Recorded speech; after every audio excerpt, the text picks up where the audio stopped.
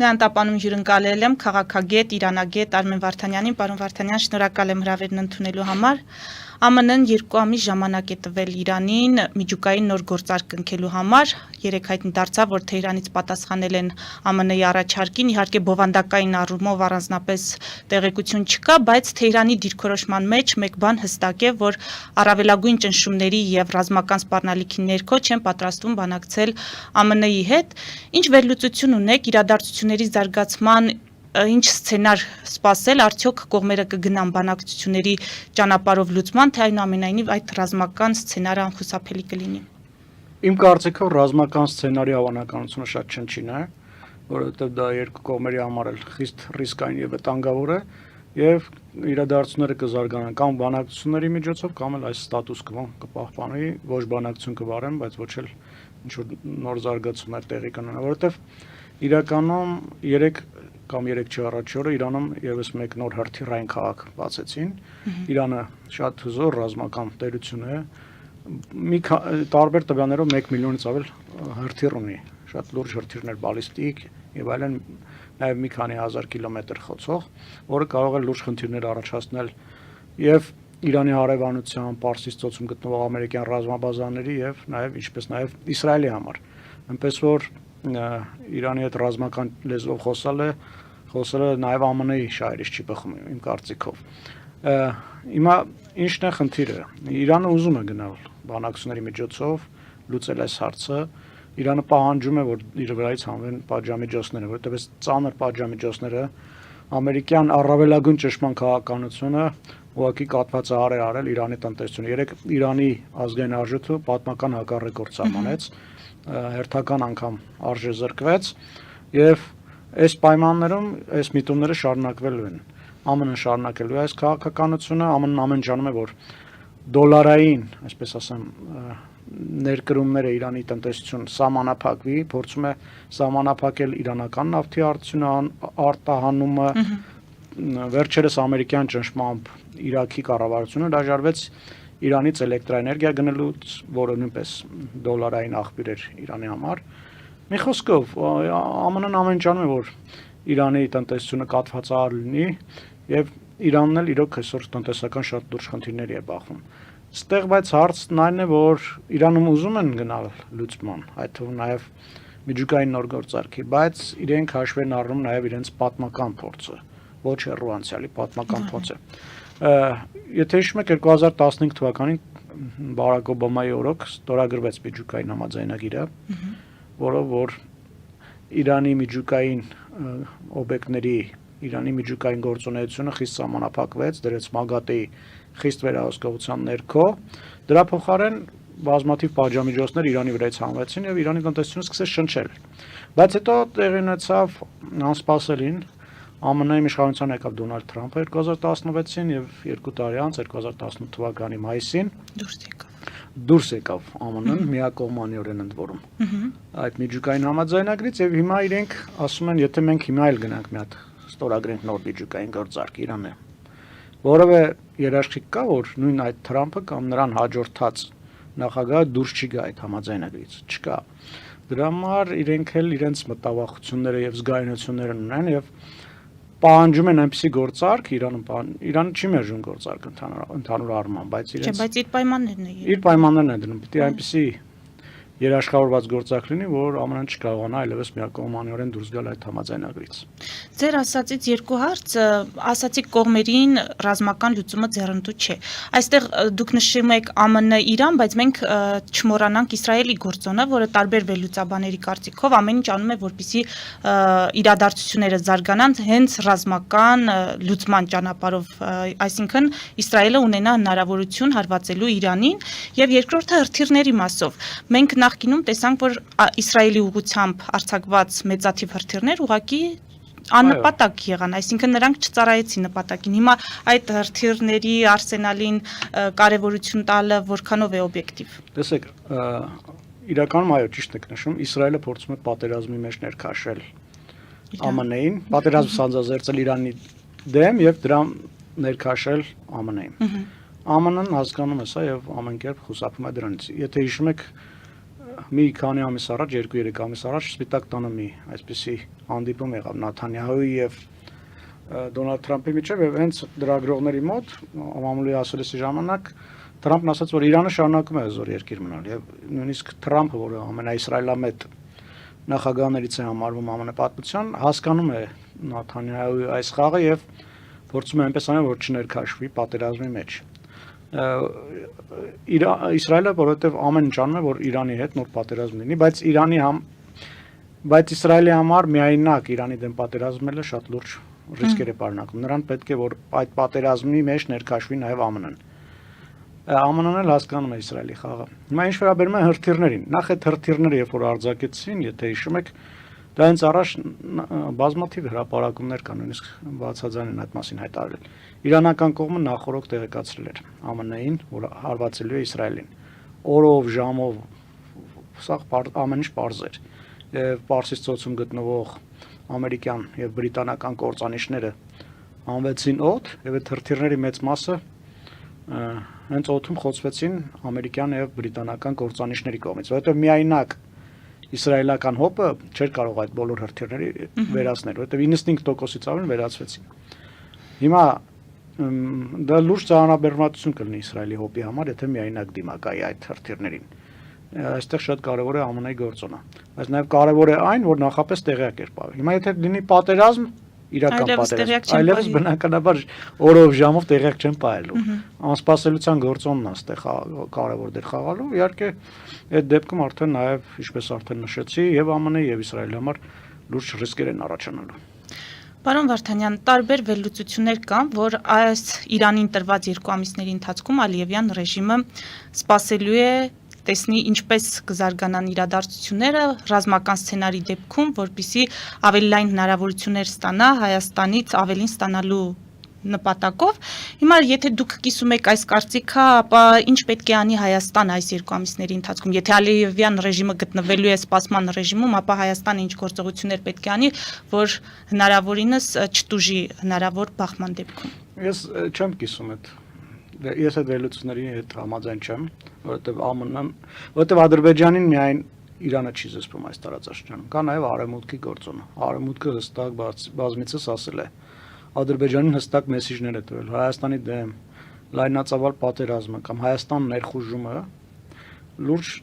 վտանգներ է պարունակել։ Ծանր գին է վճարել Ադրբեջանը դրա համար։ Դրա համար 2022 թվականից այս կողմ, երբ որ Prime հայտնի հայտարարությունը եղավ, Ադրբեջանը լուրջ գործողություններ, սահմանին բախումներ չեն եղել, 1-2 փոքրիկ միջադեպեր են եղել եւ վերջ։ Բայց դա պայմանավորում է եվրոպացի դիտորդների ներկայությամբ։ Դե եվրոպացի դիտորդները իրենք իրենցով ուժ չեն, այնց չի որ զենքով կամ ինչով եկել են, այդ եվրոպացի դիտորդների հետևում կանգնած է Արևմուտքը։ Նրանց վերլուծությունների հիման վրա Արևմուտքը իր գործողությունները կատարել է։ Այսինքն ուզում եմ ասել, որ միայն Իրանը չէ այստեղ զսպող գործոնը, իհարկե Իրանն էլ որոշ չափով զսպող գործոն է, բայց նա կա նաև Արևմուտքի գործոնը, այնպես որ միայն Իրանի վրա եթե հենվեին, հնարավոր է որ Թուրքիան եւ Ադրբեջանը փորձեին նաև Իրանի հետ լեզու գտնել Հայաստանին հարվածելու մասով, հնարավոր է, սա ես չեմ կարող պնդել, բայց ես կարող եմ միանշանակ պնդել, որ այստեղ այս տարածաշրջանում Ադրբեջանին զսպող գործոն է ոչ միայն Իրանը, այլ նաև Արևմուտքը։ Հետաքրքիր է, որ Թուրքիային նշեցիք, վերջին իրադարձությունների ֆոնին շատերը համաձայն չեն, որ Թուրքիան կցանկանա, որպեսզի Ադրբեջանը հարձակում գործի Հայաստանի վրա։ Դուք փաստորեն այլ կարծիք ունեք, դուք համարում եք, որ Հայաստանի դեմ հնարավոր էսկալացիայի հարցում Թուրքիան եւս շահագրգռություն ունի։ Չէ, ես չեմ կարծում, որ Թուրքիան շահագրգռություն ունի Հայաստանի դեմ նոր էսկալացիա, բայց նաև մյուս կողմից էլ Թուրքիան իր հարավ-կովկասյան քաղաքականությունը ամբողջովին համաձայնեցնում է Ադրբեջանի հետ եւ կարելի ասել այս դեպքում ոչ թե շունն է խաղացնում պոչին, այլ հակառակը պոչն է խաղացնում շանը։ Իսկ դա կոնկրետ լուրջ պատճառներ ունի իրականում։ Ադրբեջանը մոտ 20 միլիարդ դոլարի ներդրումներ է արել էներգետիկ ոլորտում Թուրքիայում։ Ադրբեջանական սոկառը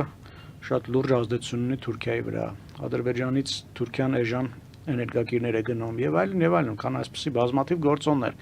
որոնք որ գառնում են քաղաքականության են վերածվում։ Այնպես որ այո, Թուրքիան հնարավոր է չի ուզում որ այս տարածաշրջանում նոր կոնֆլիկտ, նոր էսկալացիա լինի, բայց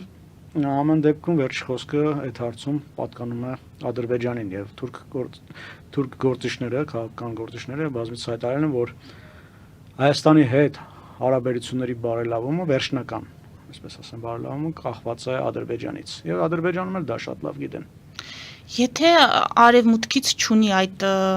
նշանը հարձակվելու Հայաստանի վրա կամ թույլտվությունը Ադրբեջանը,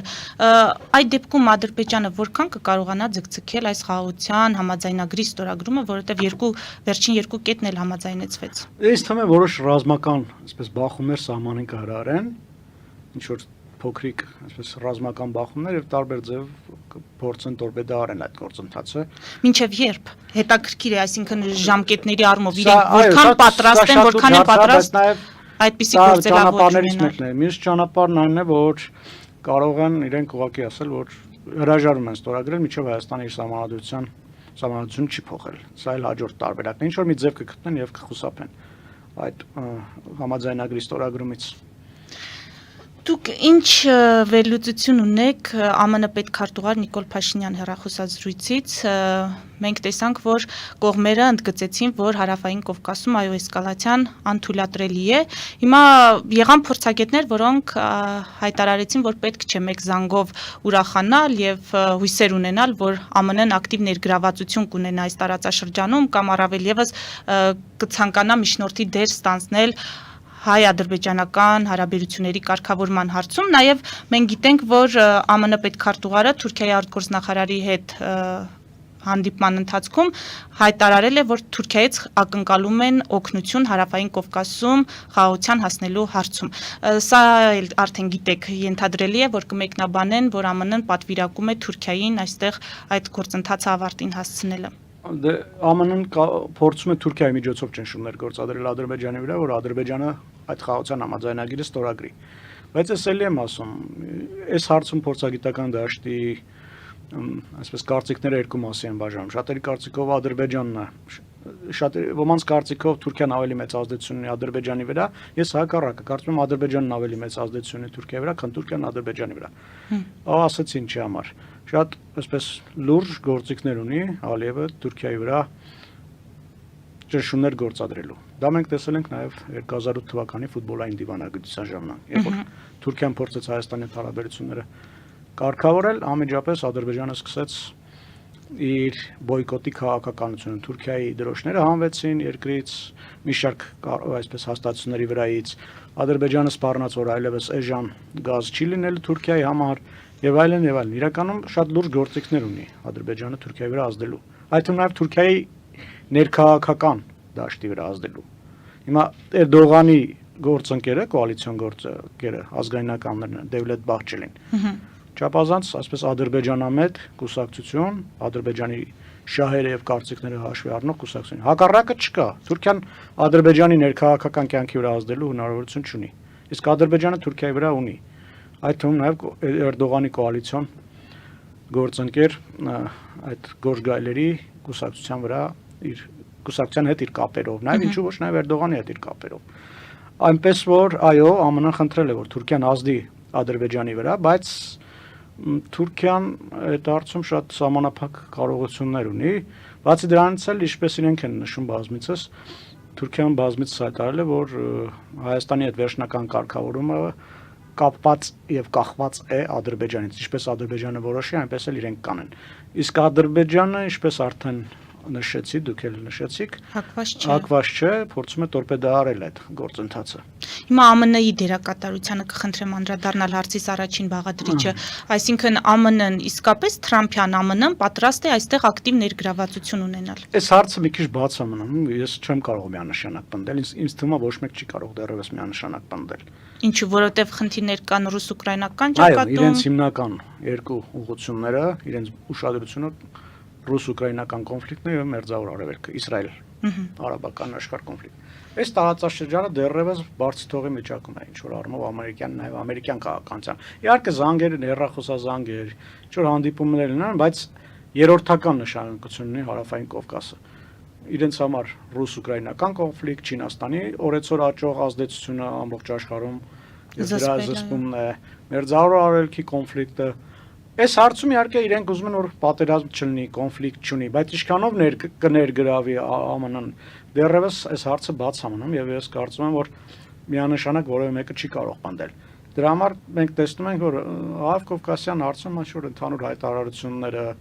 բաները շատ քիչ են, իրականում իրենց հիմնական հիմա էլ այսքանի օր Սաուդյան Արաբիան տեղի ունենում բանակցություններ Ռուսաստանի հետ, առանձին Ուկրաինայի հետ եւ այլն եւ այլն։ Միգուցե այդ հարցերում, երբ որ մերձավոր արևելքում ինչ-որ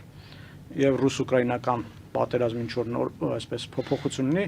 իրենք սկսեն նաեւ այս տարածաշրջանով զբաղվել լրջորեն։ Բայց առայժմ դա չենք նկատում, լրջորեն չեն զբաղվում, առայժմ միայն ինչ-որ հայտարարություններ են անում։ Իսկ Թրամփին կհաջողվի նույն ռուս-ուկրաինական ճակատում հասնել լուծումների, այնպես ինչպես հայտարարում էր օրինակ նախընտրական շրջանում։ Իմ կարծիքով ոչ, դրա համար կան կոնկրետ պատճառներ, իրականում ոչ Ուկրաինան, ոչ Ռուսաստանը այս բան պատրաստ չեն խաղաղության գնալ։ Ռուսաստանը չի ուզում գնալ, որովհետև մտածում է, որ եթե ստորագրվի ինչ-որ միջանկյալ ինչ-որ գործարք, ինչպես որ եղավ Մինսկյան համաձայնությունների դեպքում, Ուկրաինան կարող է այս ժամանակահատվածը օգտագործել ավելի հզորանալու համար եւ նույնը հակառակը։ Ուկրաինան էլ մտածում է, որ եթե ինչ-որ ժամանակավոր հրադադարի գործարք տեղի ունենա, Ռուսաստանը իր կորցրած արսենալը, իր զինանոցը վերականգնելու փորձեր է անելու, որովհետև ահռելի ծավալների կորուստներ ունի, իսկ ռուսական ռազմական մեքենան կարող է մի քանի տարվա մեջ այդ ամբողջ ծավալները կորցրած սպառազինությունը վերականգնել։ Ամբողջ խնդիրը հենց սա է։ Զելենսկին էլ անընդհատ նշում է, մենք չունենք երաշխիք, որ մի քանի տարի հետո չի արձակվել Ռուսաստանը մեր վրա։ Եվ ինքը անընդհատ դա է ասում, ասում է հարգելի արևմուտք, եթե ուզում եք մենք գնանք այդ համաձայնագրին, հրադադարի համաձայնագրին։ Տվեք ինձ ձեր երաշխիքները։ Ինձ կամ ընդունեք ՆԱՏՕ, որ ես վստահ լինեմ, որ մեր վրա չեն արձակվելու կամ արձակման դեպքում ՆԱՏՕ-ի 5-րդ հոդվածը եւ իր այդ հովանոցը տարածվելու է մեր վրա։ Կամ դուք բերեք ձեր խաղապաներին տեղակայեք Ուկրաինայում, որը որ քննարկվում է այդ հարցը այս պահին, բայց դեռևս վերջնական լուծում էլի չկա։ Մի խոսքով երկու կողմերն էլ փոխադարձ մեծ անվստահություն ունեն եւ հասկանում են, որ հրադադարի համաձայնագիրը ժամանակավոր է լինելու եւ կարող է 1-2 կամ մի քանի տարի հետո ընդհանրապես խախտվել։ Այսինքն դեռ պետք է սպասել իրադարձությունների զարգացման միանշանակ։ Թրամփին չի հաջողվելու վերջնական խաղաղության բերել կողմերին, դա կլինի միայն այն դեպքում, երբ որ կողմերից մեկը մյուսին կհաղթի։ Իմիջիայլոց Թրամփն էլ կարծում եմ հնարավոր սցենարիներից մեկը լինելու է այն, որ եթե չկարողանա կողմերին բերել այդ հրադադարին, փորձելու է ինչպես որ Իրանին է ճնշում, այնպես էլ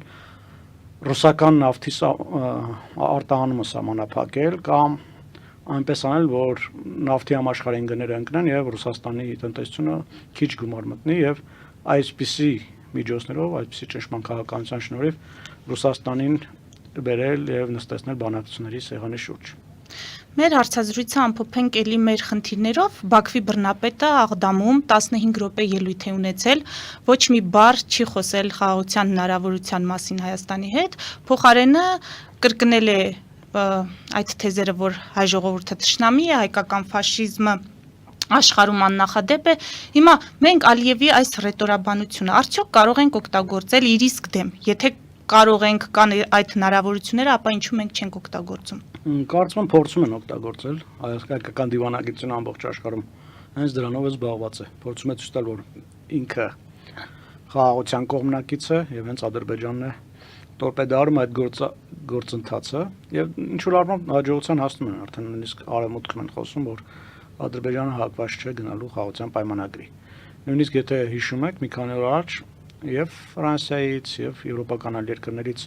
Փաշինյանին գովաբանող հայտարարություններ եղան, որ նա չնայած բոլոր ճնշումներին համաձայնվեց նաեւ վերջին երկու խիզախ լուծումների եւ գնդակը Ադրբեջանի դաշտում այդպիսի հայտարարություններ եղան։ Սա ցույց է տալիս, որ այս մասով այո, հայկական դիվանագիտության ջանքերը որոշակի արդյունք տալիս են։ Իսկ Ադրբեջանի եւ Ալիևի մասով ես 2021-ին էլ երբ որ այդ գնում էր այս գործընթացը, ասում եմ, որ Ալիևը համաձայնագիր չի ստորագրելու, հակված չէ խաղաղության պայմանագիր կնքելուն։ Եվ պատճառները մի քանիսն են իմ կարծիքով, 3 հիմնական պատճառ ունեմ ես իմ գլխում։ Ինչու նա չի ուզում գնա դրան։ Առաջին, Ալիևը Ռուսաստանին խոսք է տվել, որևէ դեպքում չի գնալու խաղաղության համաձայնագիր ստորագրել։ Եթե անգամ ռուսական հարթակում դա տեղի ունենա։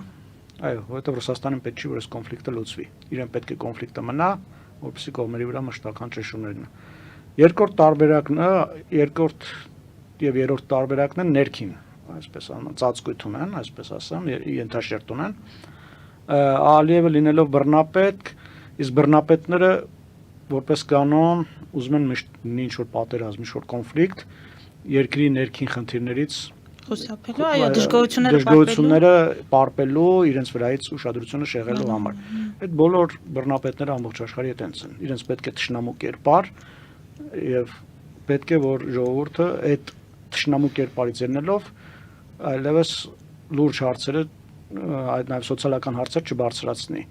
Եվ երրորդ տարբերակն էլ, որ ես մտածում եմ, Ալիևը կարծում է, որ Հայաստանը շարունակում է թույլ մնալ եւ քանի դեռ թույլ է, ինքը կարող է նոր ճնշումներ գործադրել Հայաստանի վրա եւ ինչ որ նոր այսպես իր համար բարենպաստ լուծումներ, ինչ որ բաներ կորզել։ Եվ Հայաստանի քաղաքականությունը նորմալ է այդ դեպքում, այսինքն արձագանքի առումով մենք նորմալ ենք արձագանքում, համահունչ ենք արձագանքում։ Պետք է այո, այսպես լինի, բայց դրան զուգահեռ մենք պետք է գլուխներս կախ մեր բանակը շատ արագ տեմպերով զարգացնենք, որ նաեւ ինքը ռազմական սցենարը իր մտքից հանի։ Երբ որ տեսնի Ալիև իր արչեւ հզոր հայկական բանակ, ինքը այլևս խուսափելու է ուժի կամ ուժի սպառնալիքի լեզվով Հայաստանի հետ խոսել։ Դրա համար այո, մենք դիվանագիտական առումով պետք է խոսենք խաղաղության լեզվով, բայց դրան զուգահեռ ամենօրյա 24/7 ռեժիմով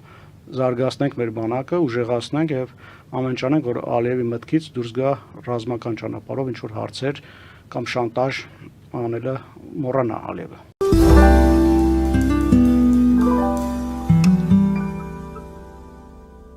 Jackpot հագուստի վաճառակենտրոնը վերաբացվել է Թահանգա քաղաքում։ Նոր տեսականի, նոր արժեքներով ու նոր զեղչերով։ Եվրոպական հագուստ եւ կոշկեղեն կանանց, տղամարդկանց եւ երեխաների համար։ Օծանելիք, ճամպրուկներ, պայուսակներ, գիշերանոցներ, գոտիներ եւ դրամապանակներ։ Մեծ ապրանքատեսականի, մեծ զեղչերով։ Համեցեք Jackpot Թահանգայում։ Հասցեն 7057 Foothill Boulevard։ Հեռախոս 818 813 2252։ Jackpot։